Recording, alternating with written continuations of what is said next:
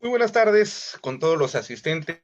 Quiero transmitir en primer lugar, además de mi saludo de inicio, mi gratitud fraterna al grupo de proyección social Jóvenes Empoderando el Cambio de la Facultad de Derecho y Ciencias Políticas de nuestra querida alma mater, la Universidad Peruana Los Andes. Eh, Debo de manera muy especial y agradecer la invitación que me ha formulado nuestro querido compañero y amigo Elder Bustamante Tapia, un estudiante bastante destacado de nuestra universidad que además eh, resulta incansable para la generación de actividades académicas, lo cual yo celebro, felicito y por supuesto exhorto a que pueda seguir realizando. Muy bien, eh, el día de hoy vamos a desarrollar este tema titulado Lógica probatoria en el delito de feminicidio para dar una clausura especial al evento que eh, han venido realizando los integrantes de este grupo de proyección social, que por supuesto para mí me significa un honor poder servirles el día de hoy. Y en esta fecha tan especial, 1 de mayo, cuando celebramos en todo el mundo el Día del Proletariado, el Día del Trabajo. Mi afectuoso, fraterno, combativo y revolucionario abrazo para todos ustedes, apreciados compañeros. Bueno, voy a utilizar las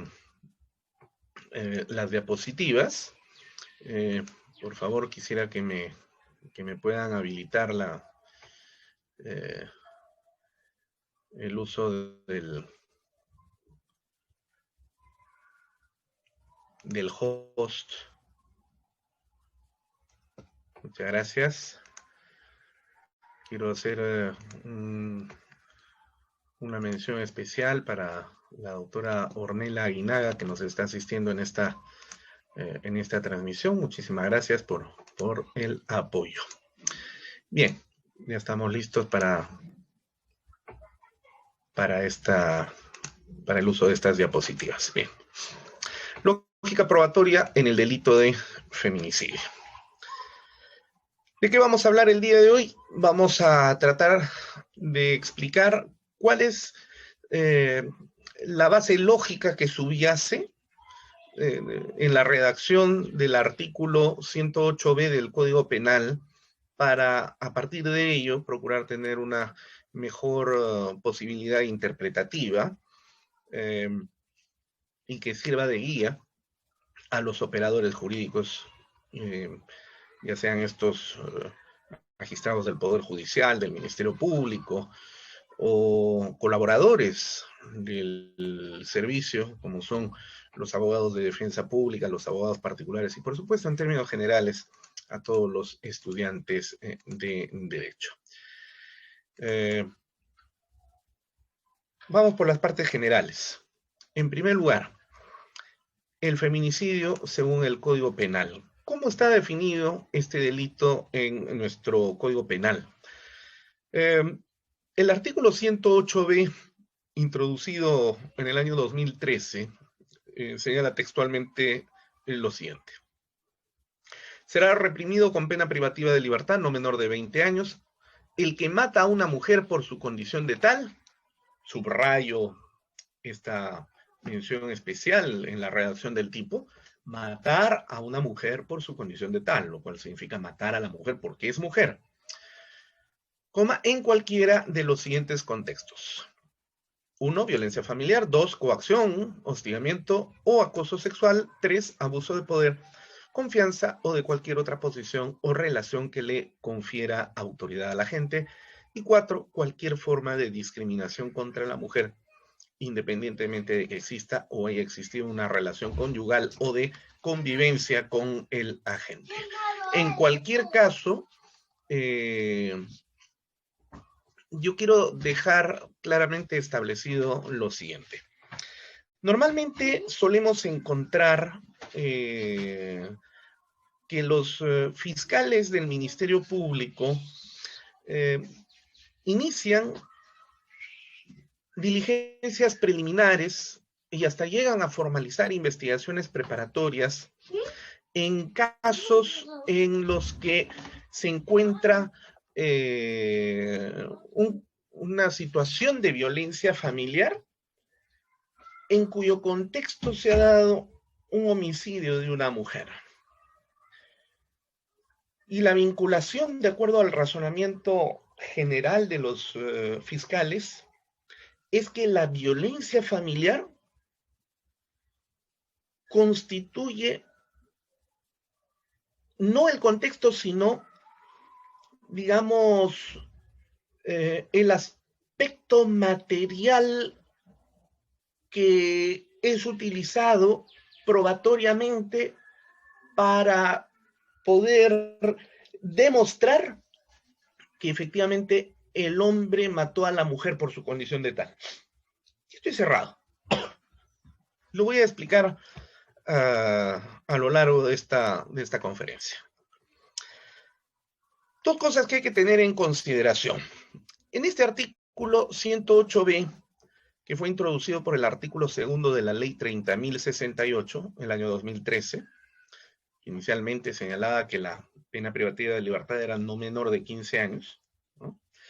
Luego fue modificado por el artículo 1 del decreto legislativo 1323, el 6 de enero del año 2017, y fue vuelto a modificar por la ley 30.819, el viernes 13 de julio del año 2018, donde se incrementó el mínimo de la pena a 20 años, ¿no? Y quedó redactado como conocemos el tipo penal el día de hoy.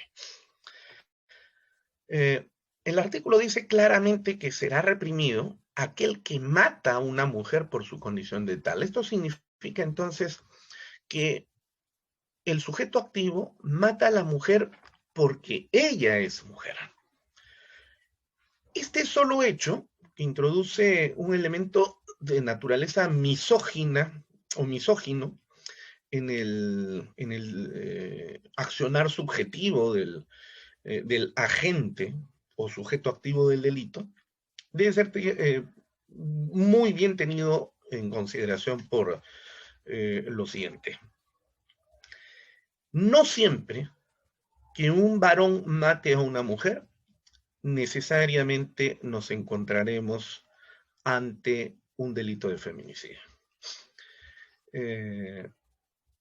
Porque el delito de feminicidio no es el nomen juris que designa a la acción delictiva por la cual un hombre mata a una mujer, sino más bien el delito de feminicidio es un delito que pone de relieve el carácter misógino del sujeto activo que mata a la mujer por lo que ella es, porque es mujer. Voy a poner un ejemplo para diferenciar esta circunstancia. Yo tengo una tía, es un ejemplo por supuesto, que me quiere mucho, y ella no tiene descendencia, y toda la fortuna que ha amasado y acumulado a lo largo de sus años de vida, y que es bastante significativa, quiere transmitírmela, es decir, quiere heredarme, ¿no? Y me lo ha anunciado. Además, por alguna extraña razón, me ha dicho que me ha designado como heredero único y universal de toda su fortuna en su testamento, de modo tal entonces que, pues, ahora tengo que esperar a que ella parta en su último viaje y yo me haga merecedor de toda esa fortuna, porque es su última voluntad. Pero resulta que yo, ingenuamente, así como aquellos que empiezan a gastar creyendo que luego van a ganar la tinca y dicen, bueno, gasto y gasto, pero no tengo problema porque todo esto lo voy a pagar con la tinca, ¿no? Y no saben si se van a ganar la tinca o no. Igual yo he empezado ya a endeudarme, a generarme acreedores, en algunos casos non santos, ¿no? Bueno, el hecho es que ya ha pasado algún tiempo y estoy ahogado en deudas. Yo asumía que todo esto lo iba a poder pagar con la fortuna a heredar de parte de mi tía, pero resulta que mi tía, que está bastante anciana, sin embargo, goza de una salud muchísimo más, eh, eh, digamos, mucho más eh, buena que la mía, si cabe la expresión. Así que, al parecer, todavía voy a tener que esperar algunos años más para poder heredar a mi tía. Y fíjense que eh, como yo estoy ahogado ya en las deudas, entonces resulta que eh, urdo un plan para matar a mi tía y hacerme de la herencia. No me queda ya otra alternativa. Y efectivamente, ejecuto el plan, ¿no?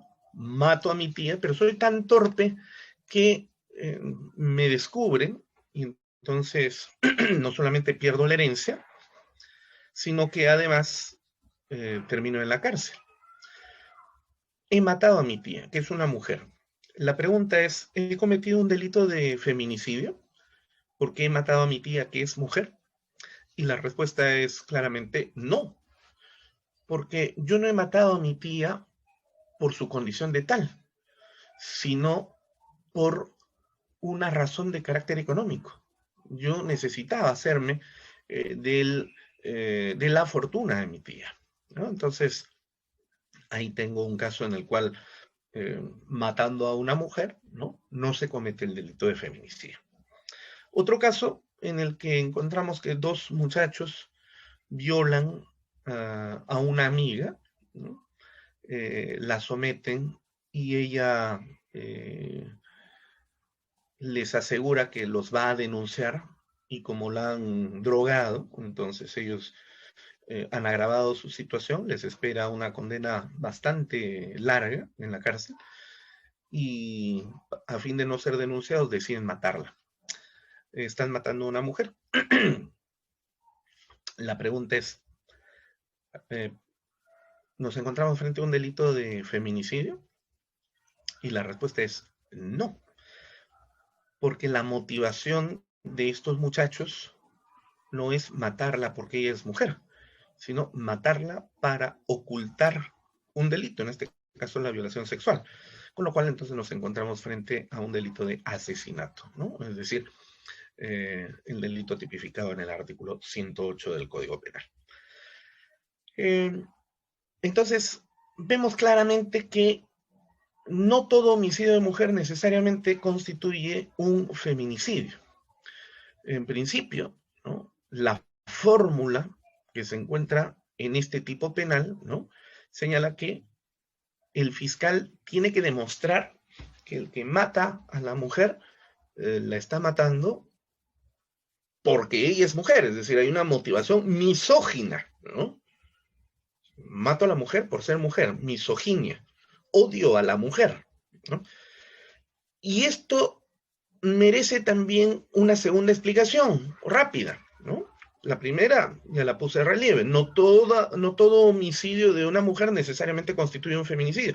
Claro, la prensa encuentra que Juan mató a María y entonces comunica en sus portadas de los principales diarios, ¿no? O en los titulares de los programas noticiosos de la televisión. Feminicidio, se comete feminicidio, ¿no? Eh, los periodistas, justamente porque son ignorantes activos en materia de derecho, suelen disparatar como mejor les dé la gana. Que si debemos permitírselo, bueno, es otra discusión, ¿no? Pero digamos, podríamos entender por qué es que disparatan de la forma como lo hacen, en algunos casos como consecuencia de su manifiesta y profunda ignorancia en derecho, porque no son especialistas en la materia y por lo tanto escriben sobre temas que no comprenden. Esto es más o menos similar a que la señora Susy Díaz se ponga a redactar temas sobre el bosón de Higgs, ¿no? Sin saber ni tener la menor idea de qué cosa es un bosón y menos el bosón de Higgs, ¿no? A pesar de que su humanidad está constituida por el bosón de Higgs. Bueno, los periodistas pues hablan de cosas que desconocen. A eso en el siglo XIX Virchow le llamaba el método de interpretación libre, ¿no? Que consistía en hablar sobre cosas de las que se desconocía profunda y manifiestamente. O sea, dicho en una palabra, dar a conocer que uno es ignorante y es atrevido, ¿no? Para ser sinceros. El periodismo por lo general es eso. Y por otro lado, en los casos en los que remotamente podemos encontrar periodistas que sí saben de lo que están hablando, porque al mismo tiempo son abogados, utilizan estas noticias para generar amarillismo, ¿no? Sensacionalismo, ¿no? Feminicidio, la cifra de feminicidio va aumentando, que no es cierto, ¿no? En fin, ese es el primer punto. El segundo punto es el hecho de que, ya que solamente será feminicidio, el acto por el cual el hombre mate a una mujer por ser ella mujer, lo cual implica misoginia, ¿no? El odio que moverá, que movilizará al hombre, al varón, que mate a la mujer, ¿no? Debe ser un odio de naturaleza misógino. Por lo tanto, entonces es un odio a la mujer o a la condición de naturaleza femenina de su víctima. No es el odio del hombre a esta mujer. Voy a poner un ejemplo. Juan odia a su esposa Raquel. Y como ya no, y como la odia profundamente, llega un momento en que pierde los papeles y la mata, ¿no? Es más, le pregunta el fiscal, cosa rara, ¿no? ¿Usted odiaba a su esposa? Sí, la respuesta es sí, sí, definitivamente, dice Juan. Ah, entonces es feminicidio porque hay misoginia. No, no, no, eso no es misoginia. Lo único que se está demostrando es que Juan odiaba a su esposa. Pero el odiar a su esposa no significa que odia a las mujeres. El misógino es un sujeto que, independientemente de que su víctima sea Rosita, Fiorella, María, Margarita, quien fuere, ¿no? No le interesa quién es, con tal de que sea mujer, porque el misógino, al matar a una mujer, la mata por odio y en ese acto está matando simbólicamente a todas las mujeres, ¿no? Esa es una característica de la misoginia. Entonces, ese es el motivo por el cual, ya desde este punto de vista, el fiscal debería prepararse, si es que va a llevar un caso de feminicidio realmente, ¿no?, en investigación, por buscar los elementos probatorios que tiendan a demostrar que el sujeto activo ha obrado con misoginia, ¿no? Y dado que la misoginia es una patología de naturaleza psiquiátrica, ¿no?, evidentemente el único profesional que nos puede señalar si es que el sujeto que se está investigando ha matado o intentado matar a la mujer por su condición de tal, es un misógino. Este no es un tema en el cual se pueda asegurar que se es misógino porque antes había violencia familiar. No, la violencia familiar no es causa de la misoginia, es al revés. Es la misoginia la causa de la violencia familiar. En muchos casos, en otros no. Entonces, ¿qué hacen nuestros inteligentes fiscales? Obviamente estoy hablando en sorna, y por supuesto con el respeto por los fiscales, pero sobre todo por la institución de la fiscalía, ¿no? El problema es que últimamente hemos visto no a los mejores representantes de la fiscalía merecer llegar a esos cargos, ¿no? Entonces, por eso es que pretenden demostrar que el hombre mató a la mujer por su condición de tal, porque hubo violencia. La violencia no es un indicador de misoginia, salvo que el psiquiatra lo determine así, ¿no? En otros casos, lo vinculan con la violencia familiar. Ah, ya había denuncia por violencia familiar. Entonces ahí tenemos un demostrativo de que este hombre es misógino. No. La violencia familiar es el contexto en el que se desenvuelve el homicidio feminicida.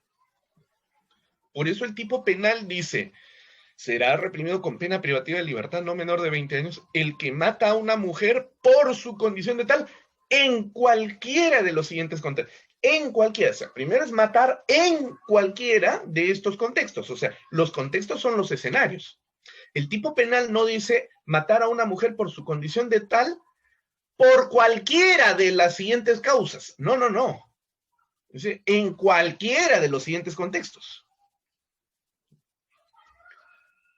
Esa redacción es clarísima desde el punto de vista gramatical, y que el tipo penal está construido sobre la base de una lógica en la cual matar a una mujer por su condición de tal es el acto que se va a sancionar, pero es el acto que se desarrolla en alguno de esos 4 contextos. Es decir, los contextos son los escenarios en los que se realiza la acción.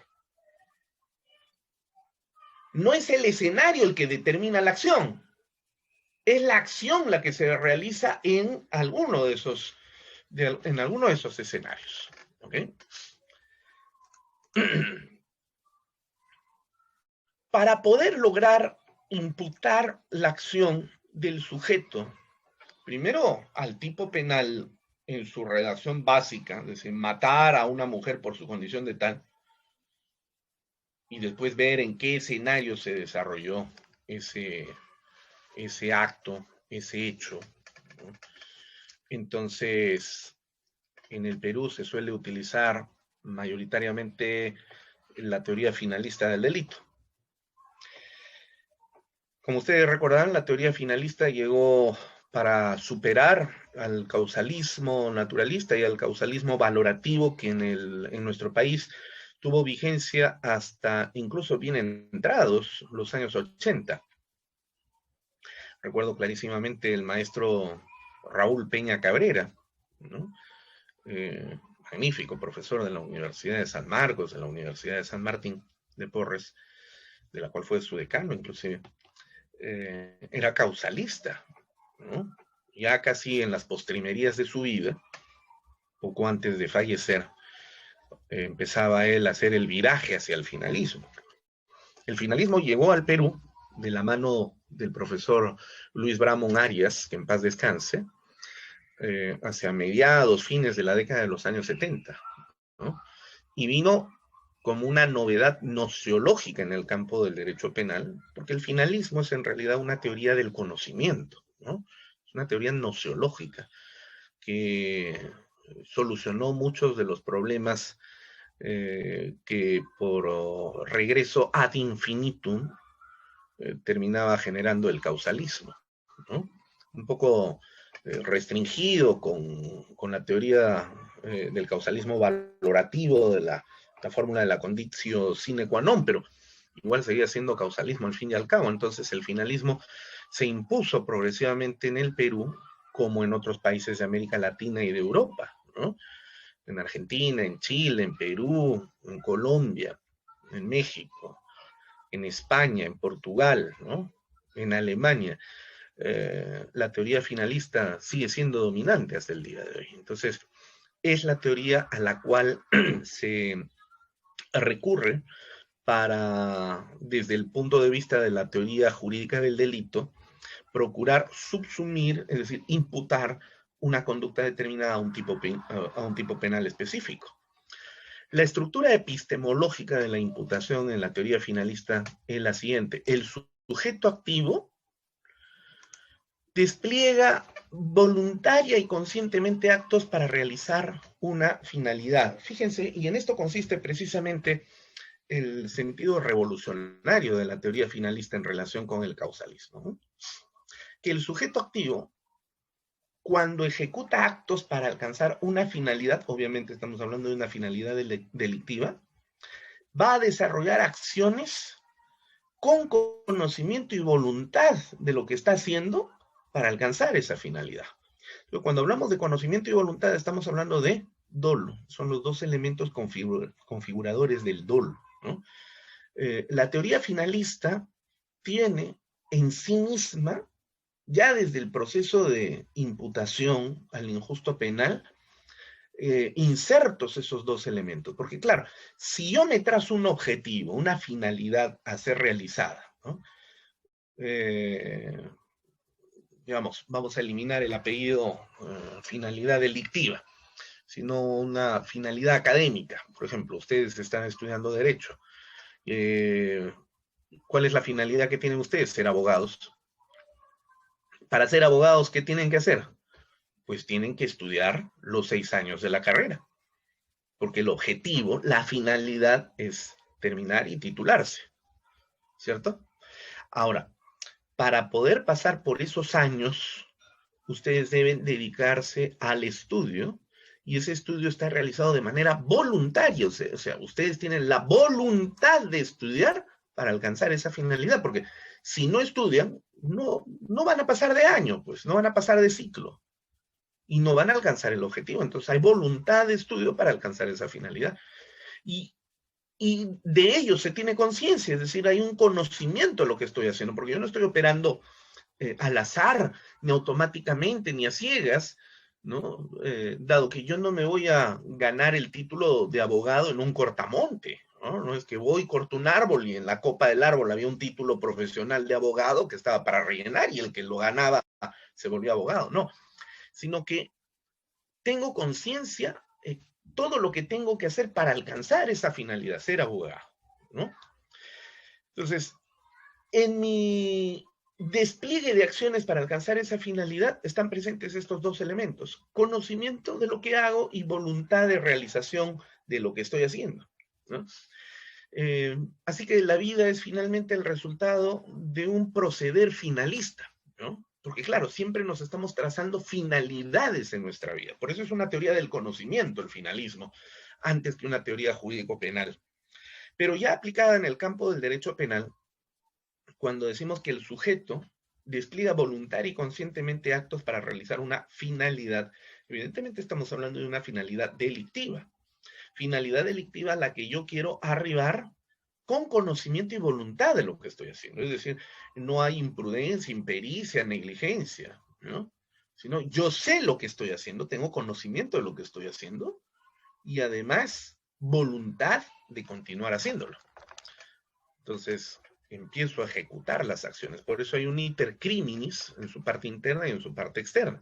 Y en la parte externa, al encontrar la ejecución de actos con conocimiento y voluntad, es decir, estamos hablando del dolo. Por eso es que en la teoría finalista, el dolo no forma parte de la culpabilidad, como sucedía en el caso del causalismo, sino que el dolo está desde ya ubicado en la tipicidad de la acción, ¿no? Entonces, por eso es que el gran aporte del finalismo, creado por Hans Belsen, entre otros varios, consiste en que la tipicidad, al recibir el dolo, se va a reestructurar, generándose dos niveles de composición de la tipicidad, ¿no? La tipicidad objetiva, donde se encuentra el sujeto activo, el sujeto pasivo, el bien jurídico tutelado, bueno, etcétera, todos los elementos objetivos del tipo, y dos, la tipicidad subjetiva, ¿no?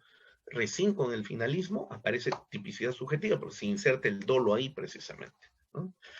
Ahora bien, si este sujeto activo llega a realizar esa finalidad, es decir, llega a cumplir su objetivo, llega a realizar su objetivo, entonces ese resultado final es imputable al sujeto activo, a la persona, ¿no? Al agente, como prefieran llamarlo. A esta estructura se le conoce con el nombre de acción final, y es la acción típica, ¿no? Que se inserta dentro de la tipicidad objetiva, la acción final. Muy bien, como esa es la teoría dominante en el campo del derecho penal, ¿cómo se aplica en el caso del feminicidio? ¿No? ¿Cuál es la estructura epistemológica de la acción feminicida según la teoría finalista de la acción? Bueno, un sujeto activo, que en este caso será siempre de manera exclusiva un varón, y ojo, pestaña y ceja, siempre el sujeto activo será un varón, jamás una mujer, ¿no? Y cuando hablamos de varón, obviamente que estamos hablando del varón en sentido, pues, en sentido biológico, no hay otro sentido, ¿no? No hay otro varón. Varón es el que nace con las características antropomórficas y además hormonales propias del varón, ¿no? No, pero aquí fulana de tal se volvió hombre, ¿no? Y se hizo una operación para que le den una prótesis de un órgano genital masculino. Entonces, ella se siente varón. Ya no podemos decir ella, sino él. ¿Eso es varón? No, no, no es un varón, seguirá siendo mujer, ¿no? Porque por más de que se esté disfrazando de hombre, y se está disfrazando de hombre, no, pero ya la han operado, tiene pene. Es un pene postizo, pues es un pene falso. Ese pene no sirve para procrear. Sirve para dar sensación genital, ¿no? Placentera, mórbica, pero no para procrear. Entonces, no hay varón, pues. No tiene próstata, ni la va a tener nunca. Tiene útero. No, le hicieron una histerectomía, ya no tiene útero. Bueno, igual sus cromosomas son XY, no son XX propias del varón. Entonces, tengamos claramente establecido esto. El varón es el varón, la mujer es la mujer. Y el sujeto activo en el delito de feminicidio es exclusivamente un varón, jamás una mujer. Por diversas razones. En mi libro, el que les he compartido a ustedes a través de Elder, encontrarán ustedes 4 razones que explican por qué es que el sujeto activo necesariamente tiene que ser siempre un varón, que además es una explicación que va en línea con lo establecido en el acuerdo plenario 001 raya 2016, publicado en 2017, que versa sobre los aspectos problemáticos de la tipicidad en el delito de feminicidio. Muy bien, entonces, estábamos aquí, esto cierro el paréntesis, tratando de explicar cómo sería la estructura epistemológica de la acción feminicida según la teoría finalista de la acción. Bueno, el sujeto activo, que es exclusivamente un varón, despliega voluntaria y conscientemente actos. Despliega voluntaria y conscientemente actos, es decir, hay conocimiento y voluntad de lo que está haciendo para alcanzar una finalidad. ¿Cuál es esa finalidad en el 108B? Matar a una mujer por ser mujer, ¿no? No es matar a la mujer como en el caso del ejemplo que coloqué donde mi tía me va a heredar, la maté para que me herede de una vez. Eso no es feminicidio. Los muchachos que después de violar a una señorita, ¿no? la cual promete que los va a denunciar. Ellos, asustados, no quieren irse a la cárcel porque la han drogado y saben que esto es gravísimo, entonces deciden matarla, ¿no? Eso no es feminicidio, ¿no? Y hemos dicho que solamente será feminicidio cuando se mate a una mujer por ser mujer. Ahora, ese es un tema de difícil probanza, ¿no? ¿Cómo demuestro que el que mata a una mujer lo está haciendo no porque medie motivos de intereses económicos o intereses personales, ¿no? O hasta el odio del hombre por esta mujer en específico, ¿no? ¿Cómo probar que estas acciones u otras, en todo caso, sí constituyen o sí encuadran bajo la redacción, la fórmula de la redacción, matar a una mujer por ser mujer, ¿no? Yo me imagino, muy fácil sería si el hombre que mata a una mujer, ¿no? Digamos, un sujeto que la mata a puñaladas con el cuchillo de la cocina, y le va dando, ¿no? 50 estocadas, y en cada una de esas estocadas, ya está muerta la mujer, pero le sigue dando, y en cada una de esas estocadas va diciéndole, te odio porque eres mujer, te odio porque eres mujer, te odio porque eres mujer. Bueno, eso no existe. Encontramos casos de sujetos que matan a homosexuales porque efectivamente estos sujetos son homofóbicos, odian a las mujeres. Encontramos casos de sujetos que matan a los negros porque esta gente es gente que tiene algún tipo de militancia, ¿no? Militancia racista, ¿no? Por la supremacía racista. Entonces los mata por ser negros. En el caso anterior los mata por ser gays. Pero en el planeta Tierra no hay una persona, un sujeto o un movimiento que nos indique que el hombre que mata a una mujer la está matando porque ella es mujer, ¿no? Esos casos de misoginia, que son los menos, deben ser entendidos desde su real dimensión. Entonces, si se llega a alcanzar esta finalidad, matar a una mujer por ser mujer, entonces ese resultado final podemos imputarlo a la acción del varón, que es el sujeto activo, ¿no? Entonces a esto le llamamos acción final operante por medio de un dolo directo trascendente, ¿no? Un dolo directo trascendente, del cual hablaremos más adelante. Ahora bien, la finalidad en el tipo penal del 108B de nuestro Código Penal dice que esa finalidad es matar a la mujer por ser mujer. Matar a la mujer por ser mujer. Vamos a analizar un caso famoso, ¿no? Que proviene de la ciudad de Ayacucho, donde todos vimos en algún momento determinado, ¿no? Lo que sucedió en un hotel de la ciudad del Cusco el 12 de julio del año 2015. Hubo intención de matar realmente, porque cuando hablamos de feminicidio, no solamente es matar a la mujer, sino es matar ante todo, ¿no? Ahora, ¿cómo se demuestra que el hombre que ataca aquí a la señorita Contreras, uno, la atacó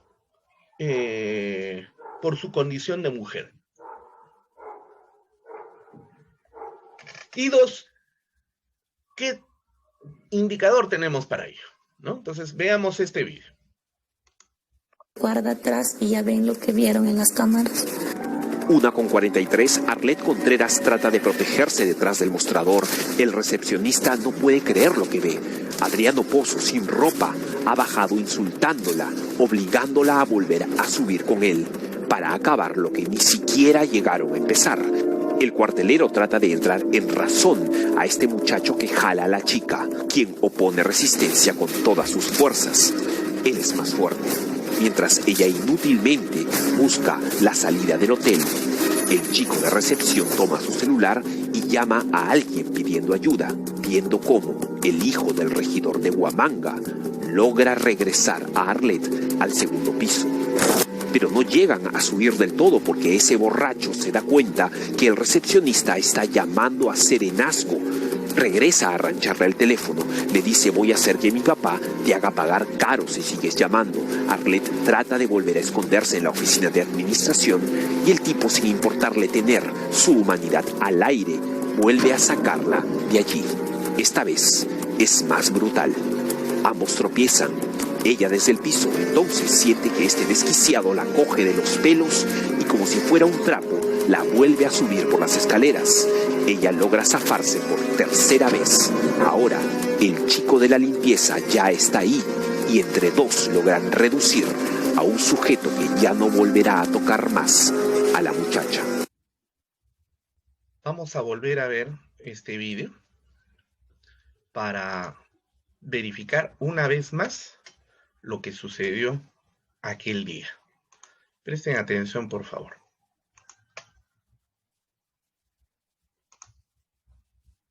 Guarda atrás y ya ven lo que vieron en las cámaras. 1:43, Arlet Contreras trata de protegerse detrás del mostrador. El recepcionista no puede creer lo que ve. Adriano Pozo, sin ropa, ha bajado insultándola, obligándola a volver a subir con él, para acabar lo que ni siquiera llegaron a empezar. El cuartelero trata de entrar en razón a este muchacho que jala a la chica, quien opone resistencia con todas sus fuerzas. Él es más fuerte. Mientras ella inútilmente busca la salida del hotel, el chico de recepción toma su celular y llama a alguien pidiendo ayuda, viendo cómo el hijo del regidor de Huamanga logra regresar a Arlet al segundo piso. Pero no llegan a subir del todo porque ese borracho se da cuenta que el recepcionista está llamando a serenazgo. Regresa a arrancharle el teléfono, le dice: voy a hacer que mi papá te haga pagar caro si sigues llamando. Arlet trata de volver a esconderse en la oficina de administración y el tipo, sin importarle tener su humanidad al aire, vuelve a sacarla de allí. Esta vez es más brutal. Ambos tropiezan. Ella desde el piso, entonces siente que este desquiciado la coge de los pelos y, como si fuera un trapo, la vuelve a subir por las escaleras. Ella logra zafarse por tercera vez. Ahora, el chico de la limpieza ya está ahí y entre dos logran reducir a un sujeto que ya no volverá a tocar más a la muchacha. Bien, a ver, ¿qué cosa es lo que estamos viendo aquí? A donde quiero apuntar es a verificar si es que en este acto cobarde, que es un acto cobarde, hay que decirlo, este sujeto, Adriano Pozo Arias, actuó como un cavernícola. Es evidente su signo machista, detestable, por supuesto, bajo todo punto de vista. La violencia que ejerce contra ella es condenable.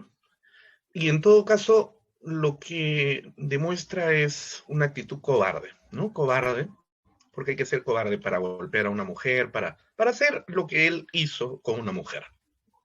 De ahí siempre mi solidaridad con la señorita Contreras, ahora congresista de la República, aunque claro, ella no haya entendido bien el sentido de mis palabras cada vez que he tocado este tema, ¿no? En cualquier caso, pues siempre mi plena solidaridad con ella, ¿no? Porque condenamos al machismo, por supuesto que sí. Pero ya lo decía Amonio de Hermias, un sabio griego, cuyas palabras fueron recordadas por Parménides y Platón, ¿no? Perdón, por Parménides.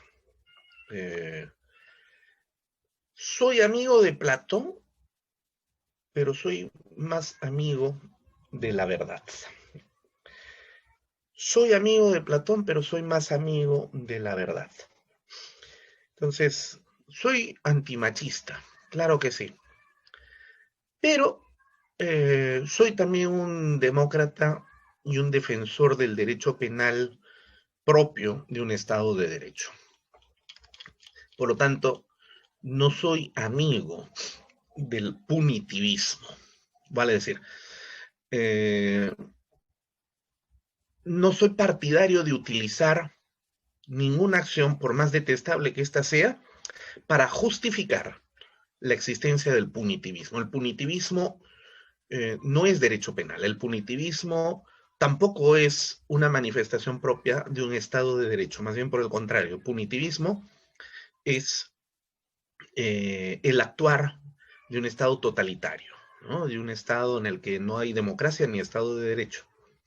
Entonces, yo no voy a defender jamás el punitivismo, ni voy a justificar el uso de situaciones como esta para poder apelar al punitivismo. Recurro siempre al derecho penal para poder explicar una acción cuando esa acción tiene ribetes de naturaleza delictiva. Y específicamente al campo de la teoría finalista, que nos proporciona una sólida posibilidad de comprender, por lo menos intuitivamente, y entendida la palabra intuición desde el punto de vista epistemológico, ¿no?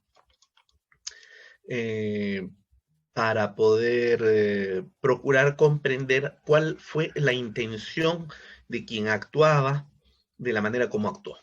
¿Y por qué es importante tratar de encontrar explicación a la intención del sujeto activo, de la gente? Porque cuando decimos que el finalismo implica que el sujeto activo se traza un objetivo, una finalidad delictiva, y para alcanzar ese objetivo, esa finalidad delictiva, realiza actos de manera consciente y voluntaria para alcanzar esa finalidad. Evidentemente que las acciones que se ponen de relieve en el proceder del sujeto que trata de alcanzar esa finalidad, esas acciones son reveladoras de la intención con la cual actúa el sujeto. Y esa intención no es otra cosa más que un proyectarse a alcanzar una finalidad determinada. Ejemplo, imaginen ustedes que estoy dando mi clase de Derecho Penal, y como soy profesor de Derecho Penal, todos los días hablo de Derecho Penal, todos los días hago mi clase, pero yo vivo en un departamento que se ubica en un edificio multivivienda, con lo cual entonces es muy probable que mis vecinos suelan escuchar mis clases de Derecho Penal. Vamos a suponer que un vecino, cansado de mis clases de Derecho Penal, porque todos los días escucha Derecho Penal, un día, mientras estoy dando esta clase, ¿no? Mientras estoy dando esta exposición, de repente siento que se abre la puerta de un puntapié e ingresa un sujeto de 1,98 m de estatura, fornido, un vecino mío, y que me empieza a lanzar palabras soeces, improperios, acusándome de ser el causante de su intranquilidad, porque todos los días escucha Derecho Penal y ya está cansado de ello. Y entonces él está decidido a acabar con esa perturbación que proviene de mí, que le genera intranquilidad. Así que se acerca hasta el lugar donde yo estoy y me empieza a agarrar de puntapiés en las canillas, ¿no? Entonces, los gritos, los insultos, genera tal bochinche que convoca la presencia de mis vecinos que finalmente nos separa, ¿no? Entonces él me ha pateado duro en las canillas, entonces yo molesto voy a la fiscalía, encolerizado, con mucha rabia, y formulo denuncia penal contra mi vecino. El fiscal me recibe la denuncia y ve que la denuncia que estoy formulando es una denuncia por el delito de homicidio en grado de tentativa, ¿no? Y entonces, al leer mi denuncia, encuentra que este sujeto me ha dado de puntapiés en las canillas y que la evaluación médica legal da cuenta precisamente de los daños corporales que me ha generado en las piernas, ¿no? En las tibias y peroné. Y entonces el fiscal me convoca para preguntarme qué es lo que sucedió. Yo le narro y me pregunta si es que yo me ratifico en mi denuncia por tentativa de homicidio. Y yo le digo que sí, que efectivamente, pero el fiscal se va a ver imposibilitado de encontrar algún elemento probatorio que acredite mi denuncia, porque lo único que está encontrando es mi declaración eh, en la que yo mismo reconozco que mi vecino me ha agarrado a puntapiés en las canillas. El certificado médico legal también da cuenta de lo mismo, no tengo otras lesiones, y el propio denunciante ha aceptado que me ha dado de puntapiés en las canillas. Entonces el fiscal, por esa acción, se dará cuenta de cuál era la intención de mi vecino. Y entonces me dirá a mí, lamentablemente no puedo formalizar investigación preparatoria por el delito de homicidio en grado de tentativa, porque nadie muere de puntapiés en las canillas. O sea, lo peor que podría suceder sería que se le genere una fractura en la tibia, en el peroné de alguna de las dos piernas, o probablemente las dos piernas, pero con fracturas nadie se muere, ¿no? Entonces lo que podría generar sería pues lesiones graves, pero no homicidio. O sea, nadie se muere por puntapiés en las canillas. Y yo, imagínense ustedes que yo terca y groseramente le digo al fiscal, ¿y usted cómo sabe? Bueno, porque usted mismo, me diría el fiscal, ha presentado el certificado médico legal y las máximas de la experiencia, no porque a mí me dé la gana, sino porque esto tiene todo un trasfondo epistemológico, dan cuenta precisamente que golpes en las canillas no generan muerte, ¿no? Peor en estos tiempos, ¿no? Distinto, claro, sería el caso de que me hagan lo mismo en el desierto y yo tenga que caminar pues, 60 días. Hasta eso se me generó una infección y finalmente lo que me terminó matando ni siquiera fueron las fracturas, sino la infección, que es otra cosa. Eso no es algo que esté sucediendo acá. Entonces, fíjense, el fiscal puede darse cuenta de cuál fue la intención del sujeto activo en su acción. La intención era lesionarme, pero no matarme. Así que entonces el fiscal tiene que actuar conforme a lo que está encontrando y hacer el análisis y el juicio de subsunción de una acción en función precisamente de los criterios que establece la teoría finalista del delito. Distinto sería el caso, ahora cambio el ejemplo, si es que mi vecino, bajo las mismas circunstancias, ingresa de un puntapié en la puerta y me empieza a lanzar improperios, insultos, y entonces me dice, estoy harto de tu derecho penal, y se acerca hasta la mesa donde yo estoy trabajando, coge este lapicero y me lo clava 3 veces en la yugular, ¿no? Por los gritos de auxilio que yo lanzo, ¿no? Antes de perder la conciencia y el desangramiento, llegan unos vecinos que logran detener la hemorragia por un milagro, ¿no? Y me llevan al hospital y me salvan la vida. Y luego yo lo denuncio, y denuncio a mi vecino por tentativa de homicidio. Entonces, el fiscal, al recibir el informe médico legista, verificará lo que ha sucedido, lo cual corroborará con mi declaración y la propia manifestación del denunciado, ¿no? Y entonces observará que efectivamente ha habido tentativa de homicidio, porque por máximas de la experiencia, ¿no? Y por las leyes de la ciencia, que en este caso están verificadas a través del certificado médico legal, el haberme clavado un objeto punzocortante como este lapicero en la zona yugular, ¿no? Puso en riesgo mi vida. Evidentemente la intención era matarme, no podía haber sido otra, ¿no? Entonces, ese es un aspecto importante de la teoría finalista, que la teoría finalista nos permite identificar la intencionalidad del sujeto activo por la acción. La acción es materializadora de la finalidad con la que está obrando. Ahora, claro, esto no opera al 100%, ¿no? Nunca vamos a estar absolutamente seguros de que efectivamente lo que hemos visto en la realidad constituía la manifestación de una intención que apuntaba a la realización de un fin, ¿no? En tal caso, la verdad absoluta la tendrá quien está actuando a condición de sujeto activo. Y si él calla para siempre, pues no lo sabremos y tendremos que desarrollar prueba indiciaria, ¿no? Y actuar con lógica. Pero si revela la verdad de los hechos, bueno, podemos alcanzar la comprensión total de la situación. Entonces, ese es un aspecto importante del finalismo.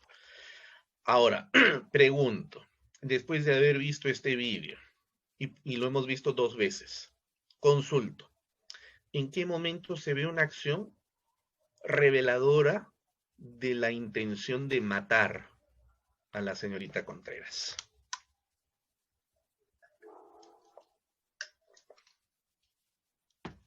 ¿Cuál es el acto revelador de una intención de matar? Vamos a verlo por tercera vez. Vamos a verlo por tercera vez. Guarda atrás y ya ven lo que vieron en las cámaras. 1:43, Arlet Contreras trata de protegerse detrás del mostrador. El recepcionista no puede creer lo que ve. Adriano Pozo, sin ropa, ha bajado insultándola, obligándola a volver a subir con él, para acabar lo que ni siquiera llegaron a empezar. El cuartelero trata de entrar en razón a este muchacho que jala a la chica, quien opone resistencia con todas sus fuerzas. Él es más fuerte. Mientras ella inútilmente busca la salida del hotel, el chico de recepción toma su celular y llama a alguien pidiendo ayuda, viendo cómo el hijo del regidor de Huamanga logra regresar a Arlet al segundo piso. Pero no llegan a subir del todo porque ese borracho se da cuenta que el recepcionista está llamando a serenazgo. Regresa a arrancharle el teléfono, le dice: voy a hacer que mi papá te haga pagar caro si sigues llamando. Arlet trata de volver a esconderse en la oficina de administración y el tipo, sin importarle tener su humanidad al aire, vuelve a sacarla de allí. Esta vez es más brutal. Ambos tropiezan.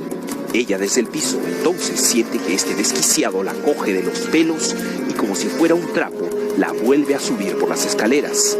Ella logra zafarse por tercera vez.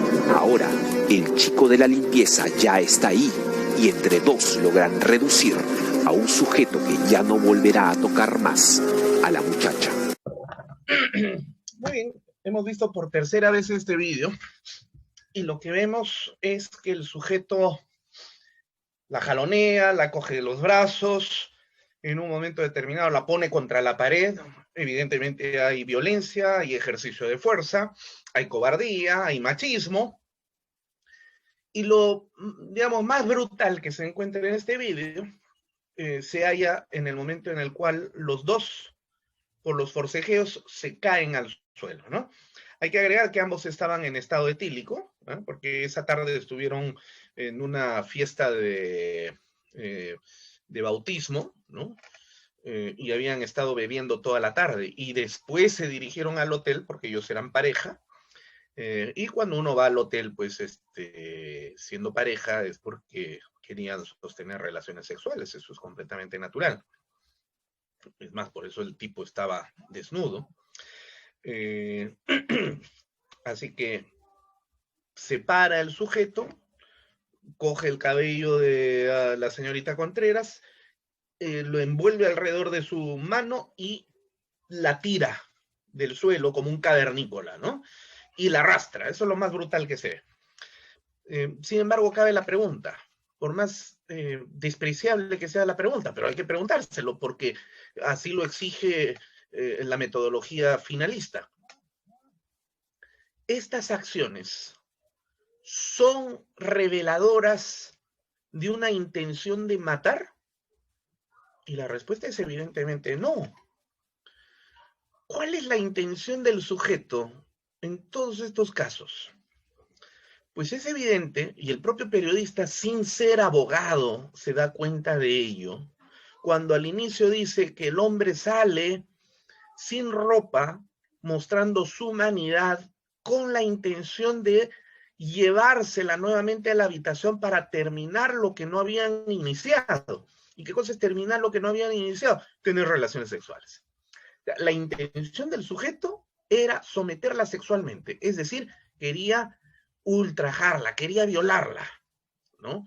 No, pero era su pareja. Sí, pues puede ser su pareja, puede ser su cónyuge, pero si la mujer dice no, es no. Y se convierte en delito de violación.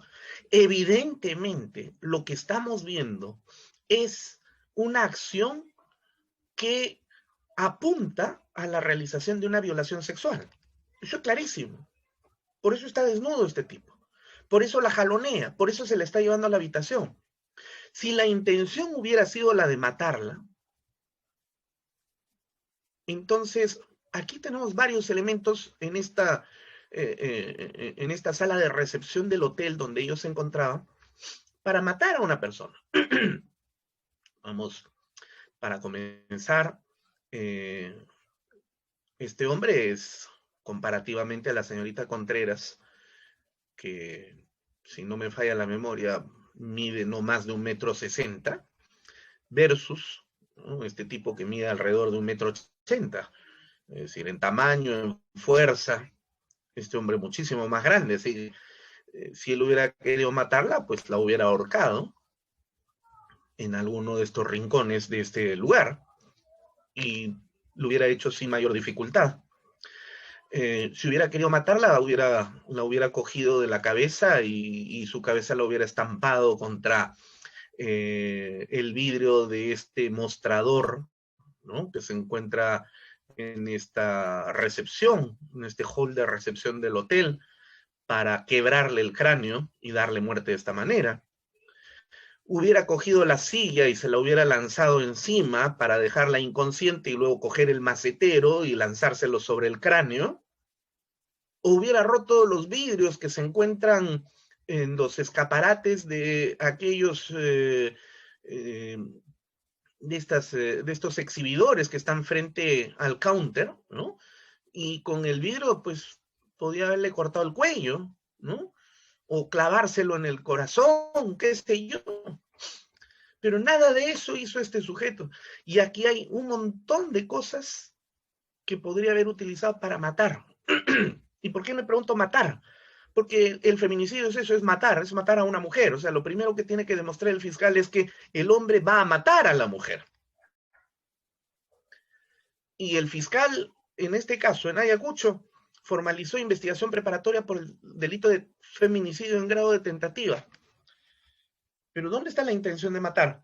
El fiscal dio un discurso en su alegato de cierre, ¿no?, dando un discurso para la tribuna, lo cual ya está mal desde el saque, porque los fiscales no tienen que dar discursos para la tribuna, para la Cámara, tienen que dar argumentaciones jurídicas o fáctico-jurídicas para el juez, o los jueces en este caso, porque era un juzgado colegiado.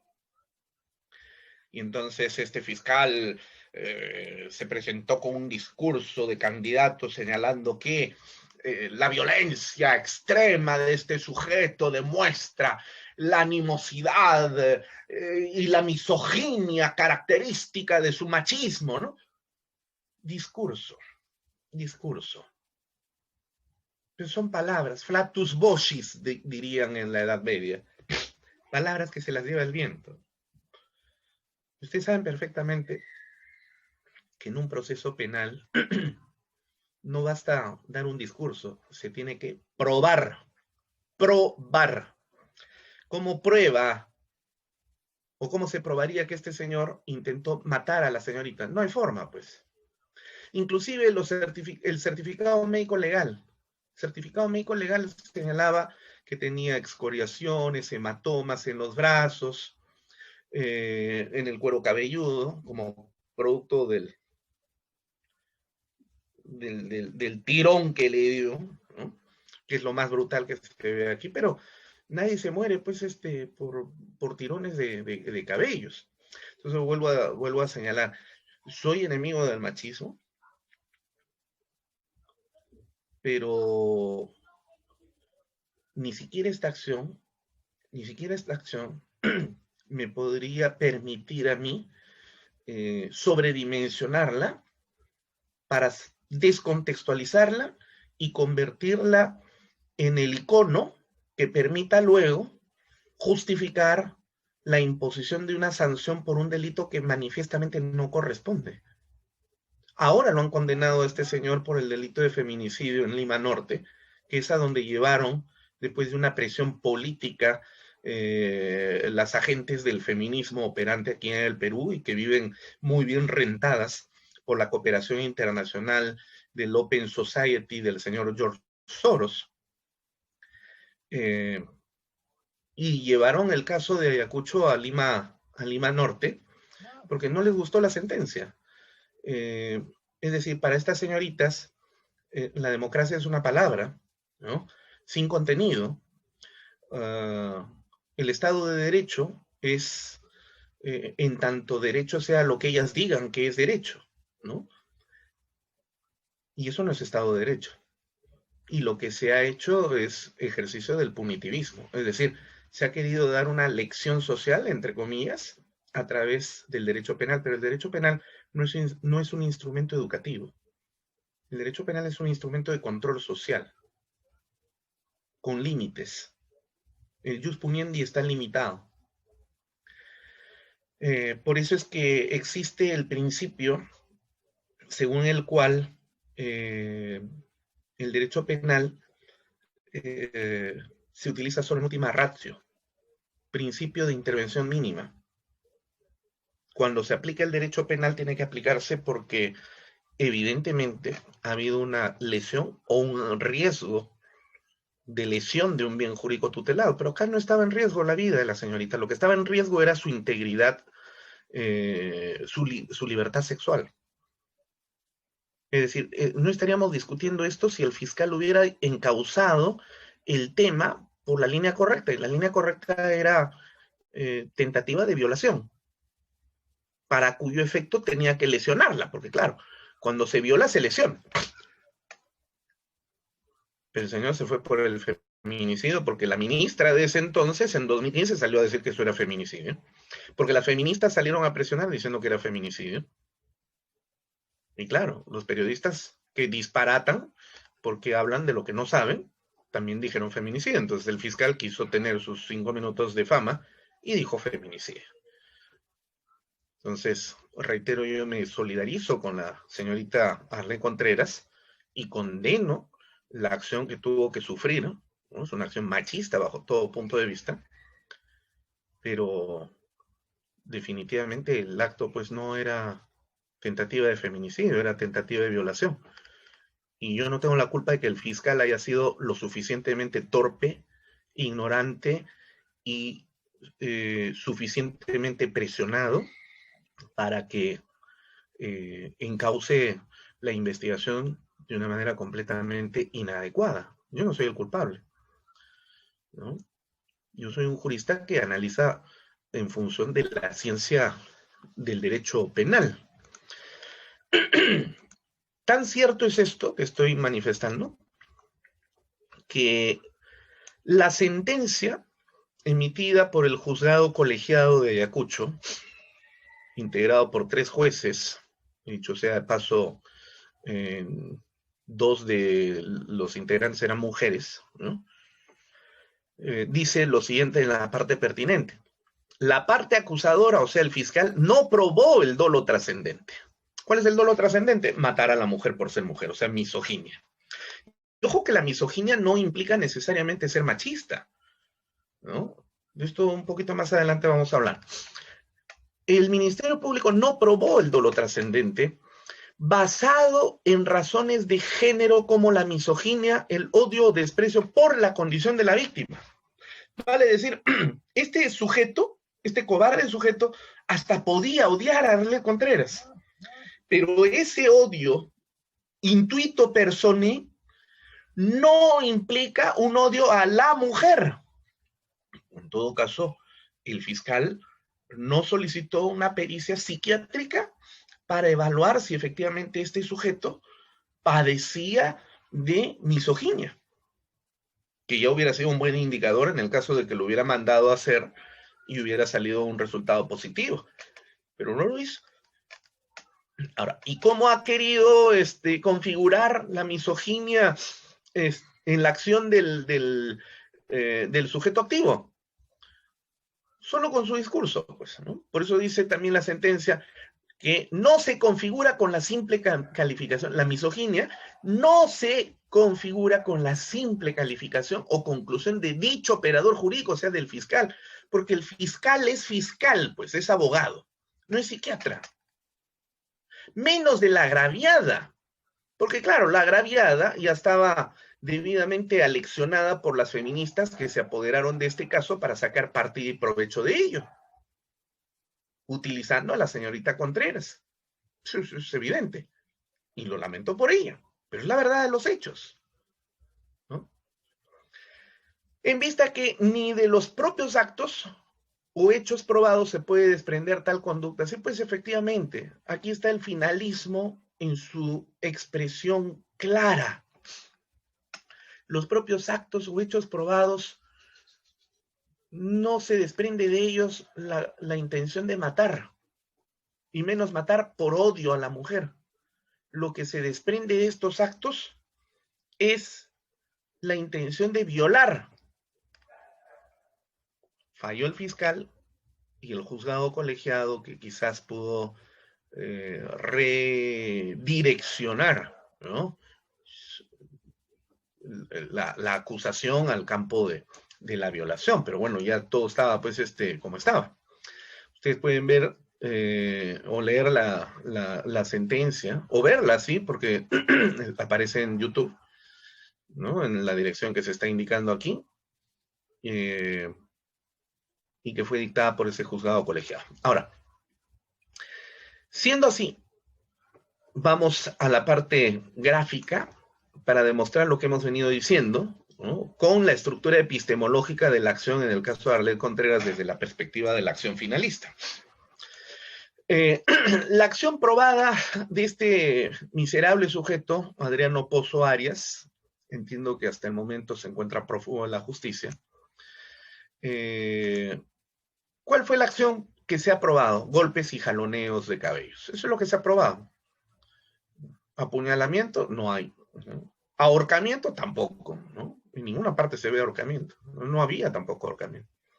Lo que hay son jaloneos de cabellos, de brazos, golpes, ¿no? Por eso es que hay hematomas, hay excoriaciones en el cuero cabelludo, pero otra cosa no hay. Eso es lo que se ha probado, tanto con el certificado médico legal como también con el vídeo, ¿no?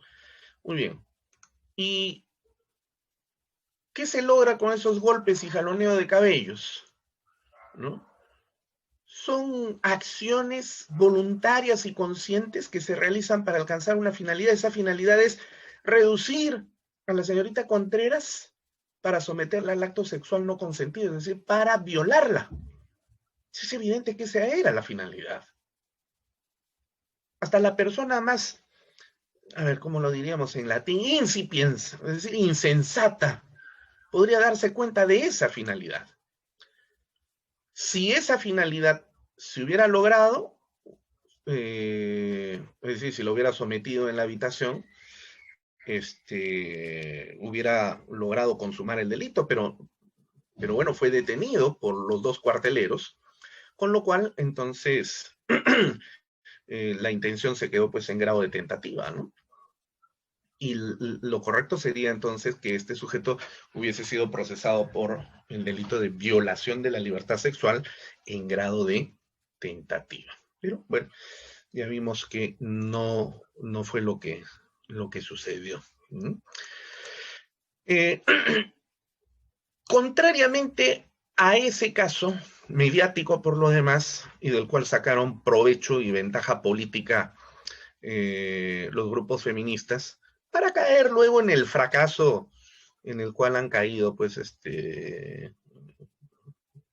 después de la elección del Congreso posgolpista, ¿no? Es decir, el Congreso que está ahora de salida.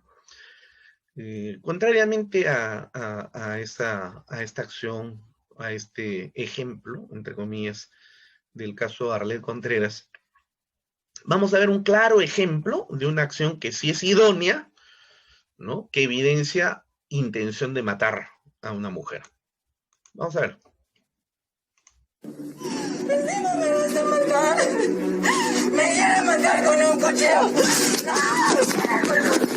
Es el llanto desesperado de una mujer que se encontró cara a cara con la muerte. No me vas a matar. Me quieren matar con un cuchillo. Parado frente a ella, su expareja, Eder Clemente Huarcaya, quien cuchillo en mano intenta silenciarla para siempre.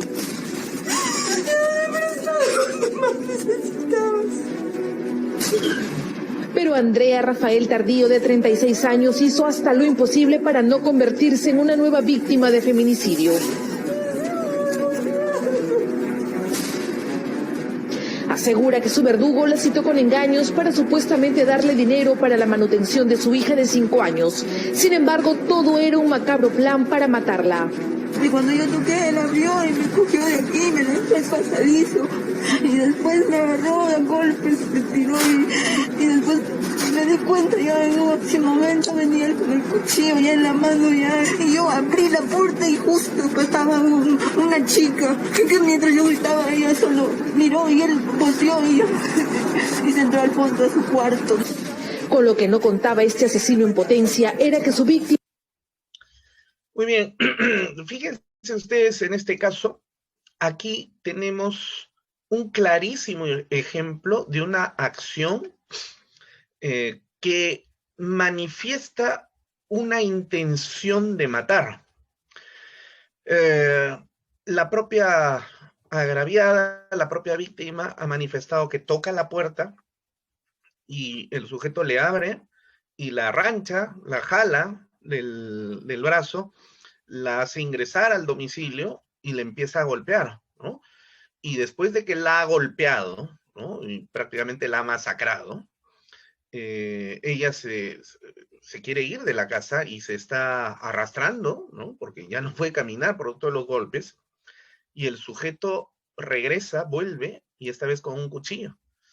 Es evidente que aquí la intención es la de matarla, ¿no? Ahora, aquí, a pesar de que esta periodista, en su ignorancia característica de los medios de comunicación, adelanta que esta mujer se salvó de ser víctima del delito de feminicidio, no podemos nosotros todavía afirmar de que estamos frente a una tentativa de feminicidio. Lo que sí podemos afirmar es que estábamos frente a una tentativa de homicidio, ¿no? Entonces, hay intención de matar, correcto. El fiscal, en este caso, debería, que no lo hizo, desgraciadamente, ¿no?, haber pedido una pericia psiquiátrica para poder evaluar si es que este sujeto es portador de misoginia. Porque, repito, la misoginia implica un odio por la mujer, no un odio a esta mujer, porque él bien podría odiar a esta mujer. Y es más, podría declararlo, yo quería matarla porque odio a esta mujer, pero el odiar a esta mujer no significa odiar a la mujer, ¿no? ¿Me dejo entender? Es como, por ejemplo, en el caso del racismo, ¿no? En el racismo no importa que el racista pueda conocer a José, a Pedro, a Carlos, que son miembros de la comunidad afroamericana, son negros, ¿no? Y son buenas personas, ¿no? Y al racista no le va a interesar en absoluto que sean buenas personas. Simplemente son negros y hay que matarlos. O hay que discriminarlos, ¿no? Ahora, distinto sería una persona que tiene algún problema, pues, con José, que es negro, que es miembro de la comunidad afroamericana, y lo detesta, pero eso no es racismo, ¿no? Es un problema personal entre estos dos sujetos, ¿no? Igual sucede en el caso de feminicidio, ¿no? Este hombre puede odiar a esta mujer, pero eso no implica misoginia. La misoginia es un odio por la mujer. Es decir, se odian a todas las mujeres. De modo tal entonces que cuando el tipo penal del 108B dice, será reprimido con pena privativa de libertad no menor de 20 años el que mata a una mujer por su condición de tal, ¿no? Lo que el fiscal tiene que probar son dos cosas. Primero, el hecho de que el hombre mató o intentó matar. Pero eso no basta para hablar de feminicidio, sino que falta el otro elemento, demostrar que hay misoginia. Demostrar que hay misoginia, ¿no? La lógica del delito de feminicidio en consecuencia nos señala que, de acuerdo a cómo está redactado el 108B, la acción que se sanciona es la de matar a una mujer por ser mujer, acción que está condicionada por la existencia de la misoginia que debe ser probada por el ámbito psiquiátrico, ¿no? Entonces, la misoginia constituye el antecedente psicológico que genera una finalidad en el campo de la acción concreta. Ambas circunstancias forman parte del hecho delictivo, ¿no? Que luego se desarrolla en algún escenario de los que señala el propio artículo 108B del Código Penal. Pero fíjense ustedes, los escenarios son los lugares donde acontecen los hechos. Los escenarios no determinan el hecho, sino más bien todo lo contrario. Es el hecho el que acontece, se desarrolla, se desenvuelve en el escenario. Entonces, mal haría el fiscal, por ejemplo, en el caso que acabamos de ver, de pretender probar que ahí hubo tentativa de feminicidio porque había violencia familiar. No, el tipo penal no dice que los contextos determinan la acción.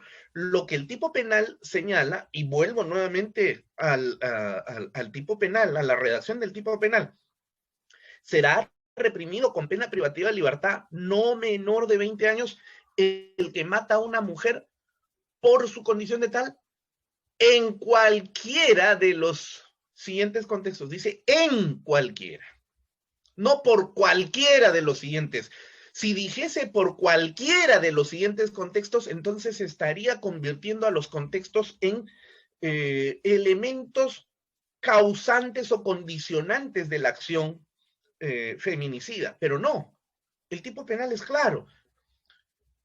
La acción feminicida, matar a la mujer por ser mujer, se desarrolla en los contextos. Es como cuando, a ver, yo le digo a mi hijo, por favor, pon este vaso en la mesa.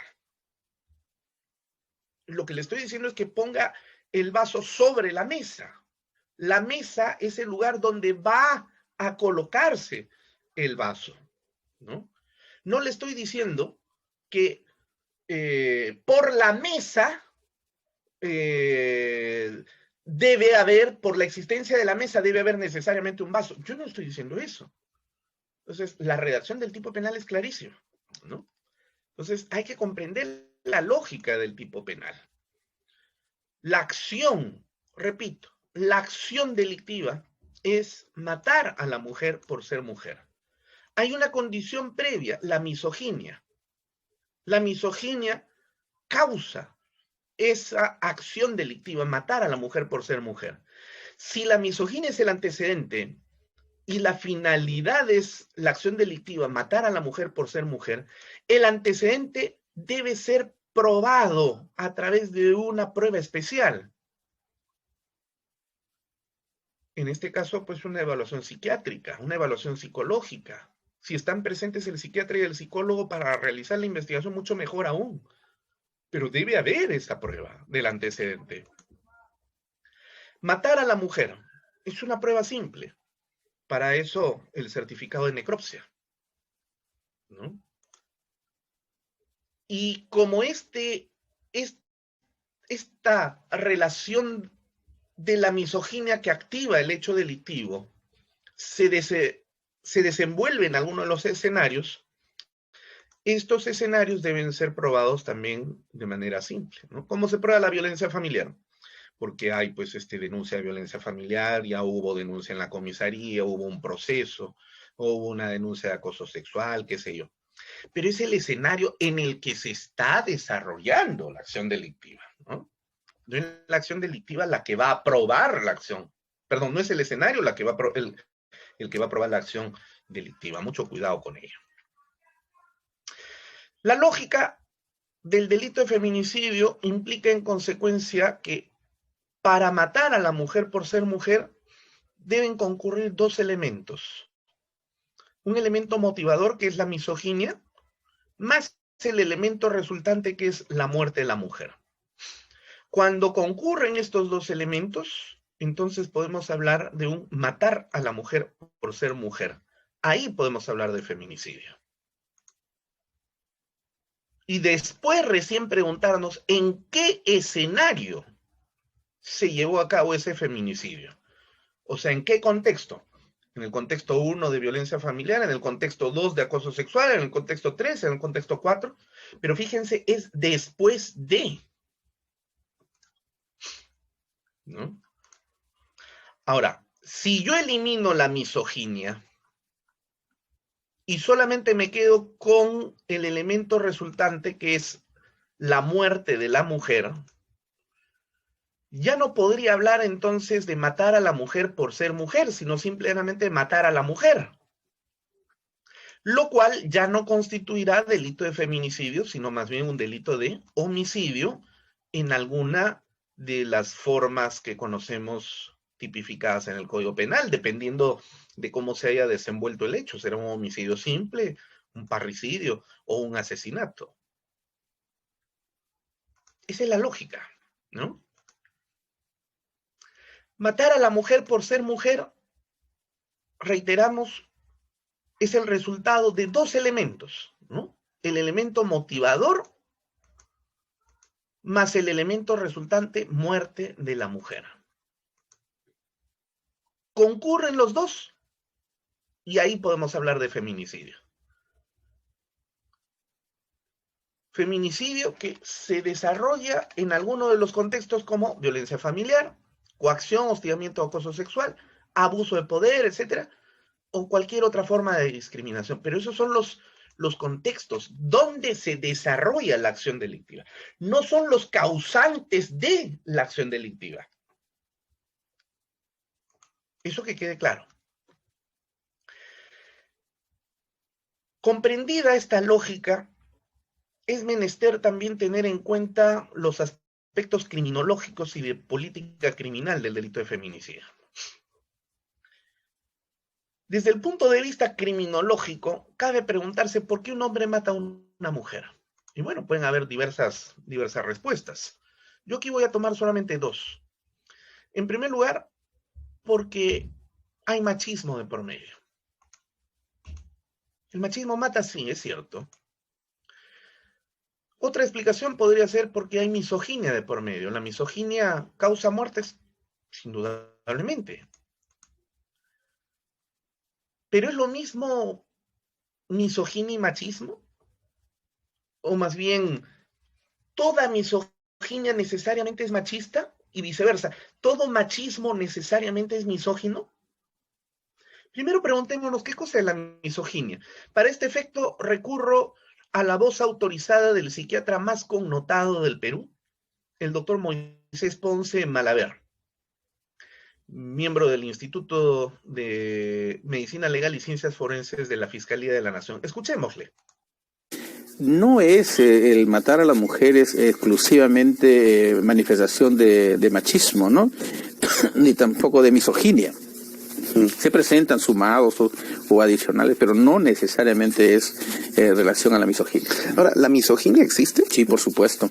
Hay personas que, le tienen miedo y rechazo a ciertas situaciones. Ya, pero eso será entonces, no creo que como una cuestión cultural, sino como una cuestión patológica.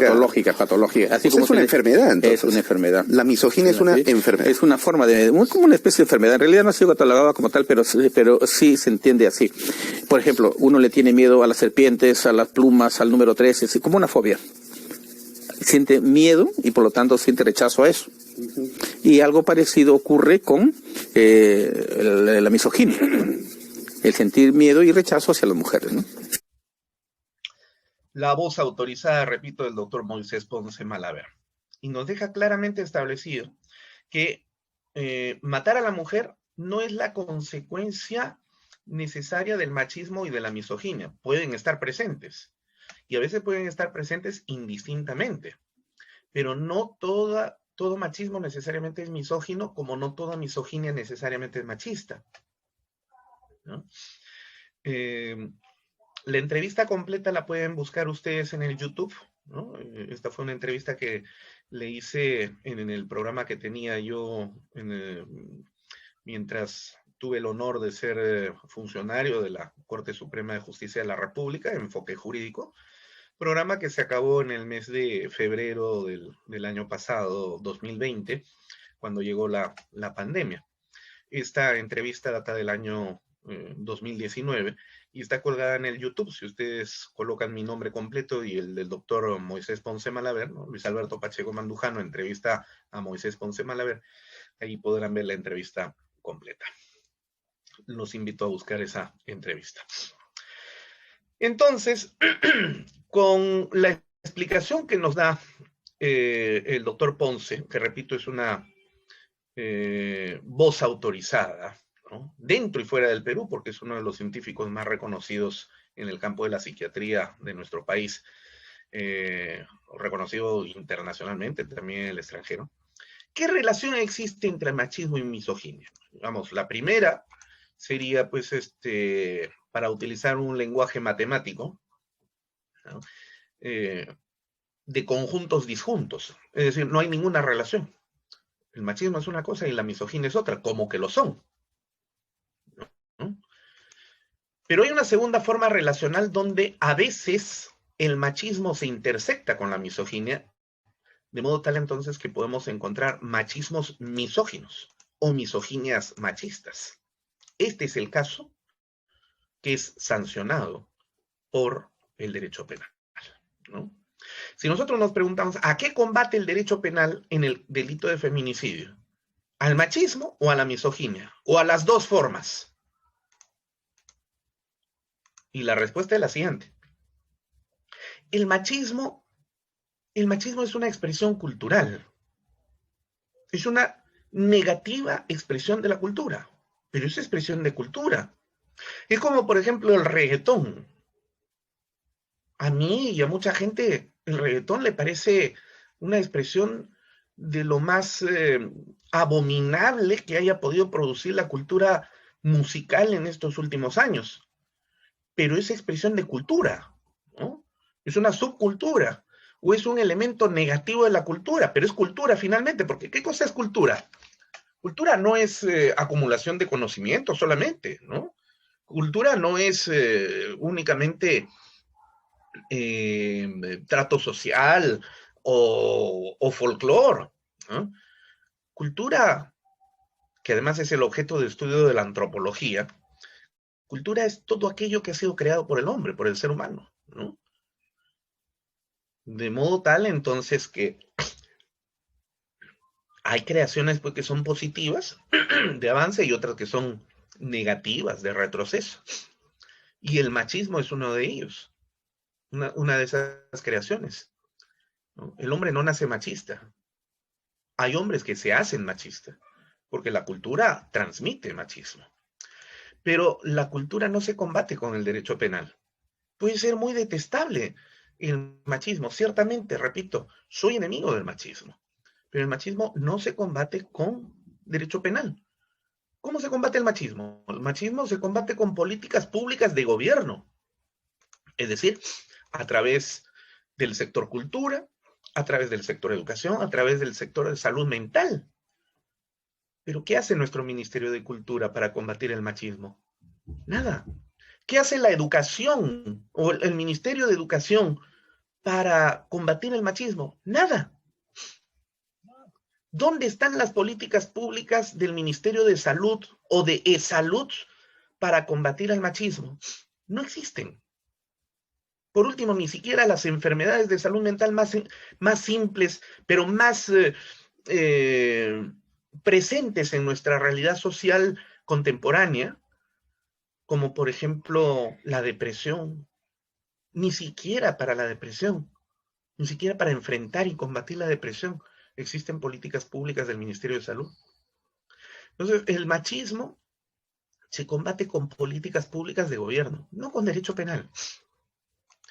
Es la misoginia la que es combatida por el derecho penal. El odiar a la mujer por ser mujer. ¿Y esto por qué? Porque el derecho penal es un instrumento de control social preventivo sancionador. Además, dice el artículo primero del título preliminar del Código Penal peruano, que este código tiene por función prevenir la comisión de delitos y faltas. Prevenir. ¿No? Ni siquiera sancionar, sino prevenir.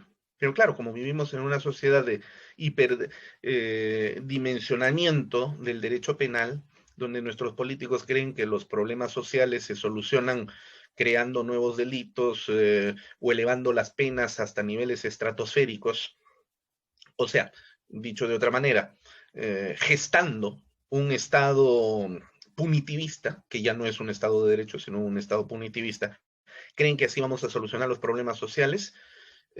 Por eso es que tenemos lo que tenemos. El derecho penal no soluciona los problemas sociales. El derecho penal sanciona en última ratio,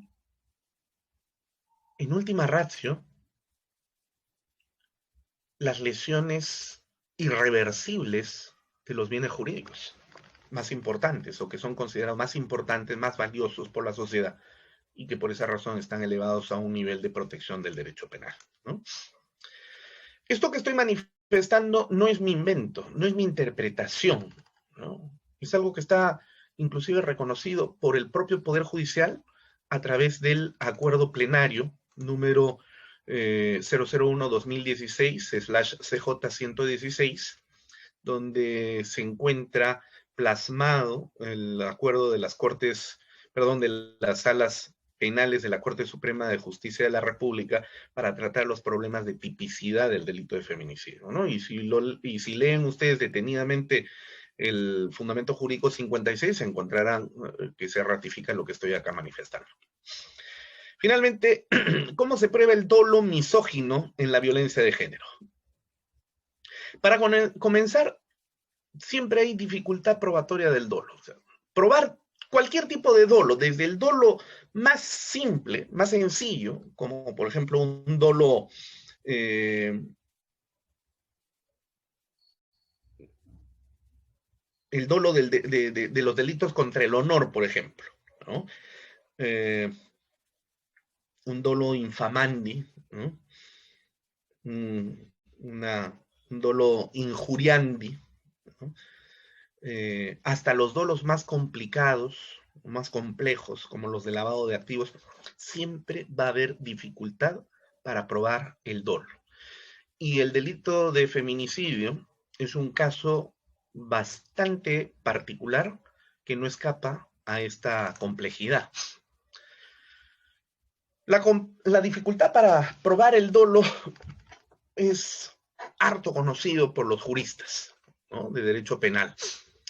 De hecho, por ejemplo, los profesores Pablo Sánchez Hostiz de España, ¿no?, y la doctora Elena Íñigo, ambos profesores de la Universidad de Navarra, señalan que el conocimiento del dolo es algo que pertenece a la estricta subjetividad del sujeto, ¿no? Y a esa subjetividad no puede entrar el derecho penal, y menos el proceso judicial. Es que como bien reconocen ellos, la experiencia subjetiva. ¿Cuál es la experiencia subjetiva? La experiencia subjetiva es el pensamiento que nosotros tenemos a boca cerrada. Lo que nosotros sentimos, las sensaciones que nos invaden, los sentimientos que se apoderan de nosotros, los calores y los fríos que nos dominan, ¿no? Y que nos motivan a hacer cosas, y a veces a boca cerrada, y de lo cual uno nunca puede estar seguro de lo que está aconteciendo, o sea, uno externo, uno ajeno. Yo puedo ver a una persona, por ejemplo, que me está mirando con cólera y odio, pero probablemente esa puede ser mi interpretación respecto de su forma de mirar, de las características morfológicas de su rostro.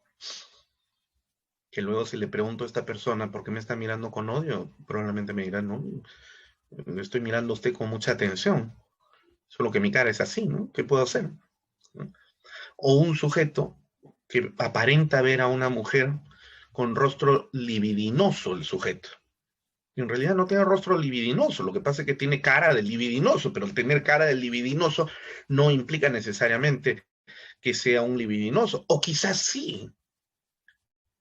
Pero como no se puede tomar una radiografía al alma, no podremos saber jamás a ciencia cierta, al 100%, qué es lo que siente, qué es lo que piensa una persona. Es que la experiencia subjetiva, dicen los profesores Sánchez Hostiz e Íñigo, la experiencia subjetiva ajena no comparece ante nuestros sentidos directamente. Claro, nosotros no podemos ver, oler, palpar ni degustar la experiencia subjetiva. Podemos ver caras. Ya lo dice el viejo y conocido refrán, caras vemos, intenciones no sabemos. Entonces, como la experiencia subjetiva ajena no comparece ante nuestros sentidos de manera directa, solo nos queda evaluar a través de una forma indirecta. ¿Y cuál es la forma indirecta?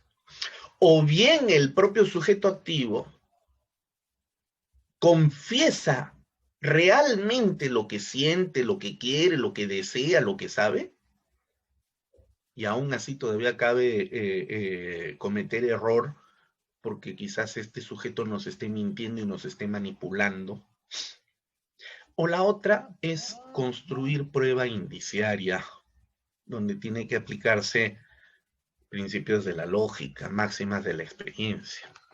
Entonces, probar el dolo es difícil, ciertamente, y en el caso del delito de feminicidio, ¿cómo no también? ¿Cómo probamos el dolo misógino? ¿Al ojo, como hizo este fiscal ayacuchano en el caso Arlet Contreras? ¿O porque vemos violencia extrema, lo cual nos llevaría a preguntarnos si siempre la violencia ejercida por el hombre contra la mujer, sobre todo en los Andes, siempre la violencia extrema necesariamente implica misoginia? ¿O por la actitud machista del sujeto activo, ¿no? Como si el machismo fuera siempre portador de misoginia. Pues la respuesta es que todas estas son opiniones. Todas estas son opiniones. Opiniones que generan argumentos ad verecundiam, es decir, falacias. Falacias. ¿Qué cosa es una falacia?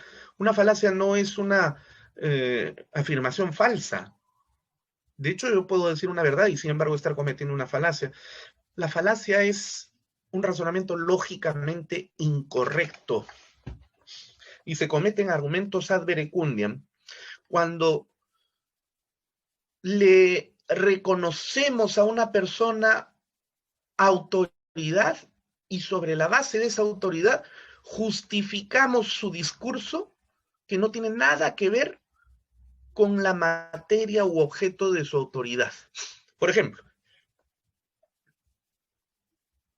Gisela Valcárcel muy preocupada porque va a ganar las elecciones próximas un representante de un partido político de vocación nacionalista y estatizante y dice, es necesario que votemos por el candidato contrario porque de otra manera en un gobierno comunista se nos expropiará nuestras casas y nosotros perderemos nuestros ahorros que hemos juntado con mucho esfuerzo durante toda nuestra vida y todo pasará a formar parte de la propiedad de todos. Entonces la gente dice, uy, si lo está diciendo Gisela Valcárcel, pues debe ser cierto, ¿no? Bueno, Gisela Valcárcel es una mujer reconocida públicamente, ¿no? Con una autoridad televisiva que se le ha atribuido desde los probablemente millones de televidentes que ella pueda tener en el Perú. Pero su autoridad pues es de naturaleza farandulera, ¿no? O sea, ella no tiene autoridad en el mundo de la economía. Por lo tanto, entonces sus reflexiones sobre el particular constituyen opiniones que devienen ad verecundiam y por lo tanto falacias, es decir, generan razonamientos incorrectos. ¿Cómo sabes que la economía se va a caer? Porque lo dijo Gisela, ¿no? Entonces, igual, en este caso, ¿quién dijo que había misoginia en el caso de Arlet Contreras? El fiscal. Ah, claro, si es el fiscal, pues debe tener razón, porque para eso ha estudiado en la universidad y es fiscal. El fiscal ha estudiado Derecho, no ha estudiado psiquiatría. Entonces, el fiscal no puede decir qué es misoginia. Eso lo tiene que decir el psiquiatra. Si el fiscal utilizara la información del psiquiatra, entonces ya sería otra cosa. Pero ese no fue el caso. Entonces, como la misoginia no se prueba ni al ojo, ni por la violencia extrema, ni por la actitud machista del sujeto activo, ¿cómo es que se prueba? Bueno, con una pericia psiquiátrica o una pericia psicológica. Y si participan los dos profesionales, psiquiatra y psicólogo, al mismo tiempo, sobre el sujeto, mejor todavía. Y eso es algo que nuestros fiscales no están haciendo. Y precisamente por no estar haciéndolo, entonces lo único que están generando es una serie de procesos que a la larga, cuando lleguen a la Corte Suprema de la República, se caerán, generando entonces gastos innecesarios e impunidad, que es lo más preocupante. Si estos fiscales operaran bien en su trabajo y no se dejaran presionar por los medios de comunicación, entonces las cosas serían diferentes. Y es que si yo encuentro que un hombre mata a una mujer, pero soy consciente, porque el derecho penal así me lo apunta, de que ese hecho no constituye feminicidio, pero sí es homicidio, pues tengo que procesar por homicidio. ¿Por qué tengo que irme por feminicidio? Para que la prensa no me venga encima. Entonces yo ya no soy fiscal. El fiscal es un garante del principio de legalidad y un defensor de los derechos humanos, de todos.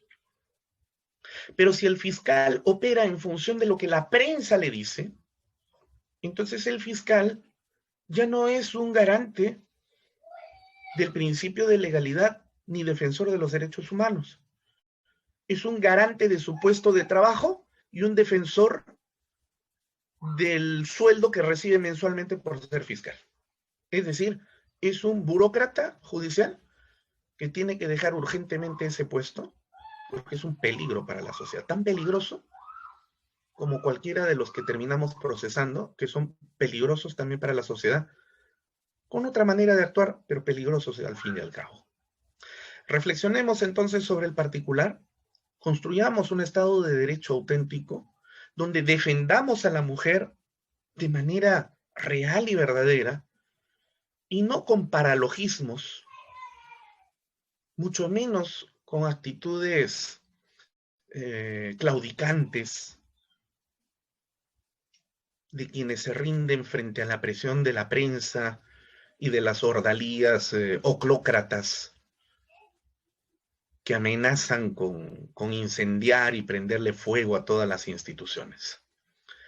Eso no es expresión de un Estado de Derecho no habla bien de las instituciones y por supuesto revela un nivel de medianía para abajo de quienes ejercen la condición de magistrados del Ministerio Público y por supuesto también de quienes siendo jueces pasan por alto lo que no deberían pasar por alto. Ustedes que un día llegarán a ser jueces y fiscales, y antes seguramente asistentes en función fiscal o asistentes judiciales, pónganse del lado del Estado de Derecho, defiendan el principio de legalidad y actúen de manera racional y razonable en función de la ciencia del derecho penal, no de ideologías, sino en atención a la ciencia. Como decía Jesús Mosterín, extraordinario filósofo español que desgraciadamente partió al Oriente Eterno hace 2 años atrás, la honestidad intelectual es una cuestión de naturaleza ética en el campo de la ciencia y de la epistemología. No es un tema de poder, es un tema de honestidad, es un tema de naturaleza axiológica. Yo les agradezco mucho por vuestra atención y les exhorto a estudiar mucho. Como decía Eduardo J. Couture, extraordinario procesalista uruguayo, en su decálogo, abogado que deja de estudiar cada día es menos abogado. Y eso se percibe todos los días. Sigan estudiando ustedes como eternos estudiantes, que es lo que finalmente somos, para poder servir mejor a la sociedad. Mi fraterno y cariñoso afecto para ustedes, apreciados compañeros de estudios de nuestra querida alma mater, y asumir con conciencia la labor que nos toca realizar como juristas dentro de la sociedad. Pensémoslo en un día tan particular y especial como hoy, 1 de mayo, Día del Trabajador, Día del Proletariado Internacional. Un gran abrazo. Muchísimas gracias por vuestra atención.